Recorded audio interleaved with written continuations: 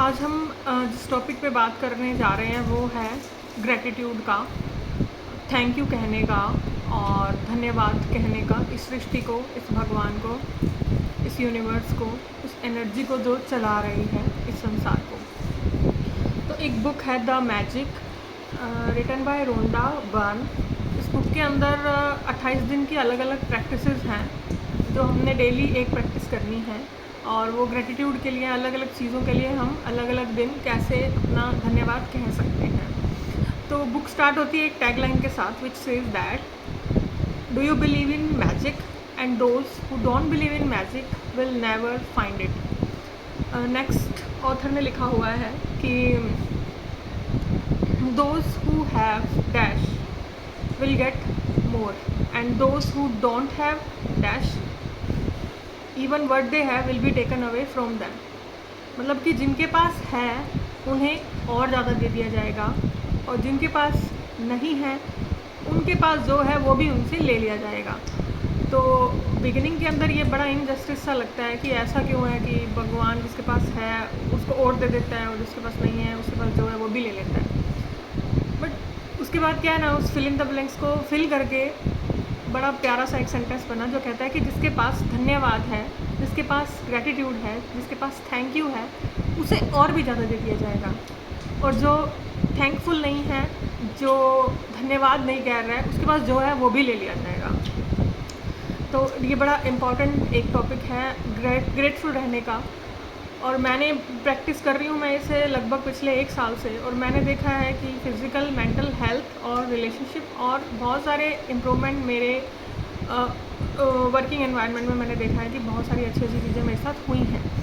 तो बुक बात करती है यूनिवर्सल लॉ के बारे में जो कहता है कि लाइक अट्रैक्ट्स लाइक। सो एक एनर्जी है जो एक सेल को दूसरे सेल के साथ जोड़ के रख रही है, फिर एक सब्सटेंस को दूसरे सब्सटेंस से, इसी तरह से एक मॉलिक्यूल को दूसरे मॉलिक्यूल से, एक एनर्जी है जो उन्हें अटैच करके रख रही है। और due to that attachment only एक हमारा प्लैनेट है और प्लैनेट्स मूव कर रहे हैं। सो इसी तरह से वही एनर्जी सेम हमारे थॉट्स के अंदर भी एक फ्रिक्वेंसी है, एक एनर्जी है। तो जिस तरह का हम सोचते हैं, जिस तरह का हमारे थॉट्स हैं, उसी तरह की चीज़ें हम अपनी लाइफ के अंदर अट्रैक्ट कर लेते हैं। और another second rule is Newton's law which says that each and every action has equal and opposite reaction. So action क्या है, जब हम अपना धन्यवाद दे रहे हैं, so that's the action, and in return opposite क्या हुआ, receiving. Giving का opposite क्या हुआ, receiving. So if we are giving the gratitude or thank you, so we will receive gratitude in return.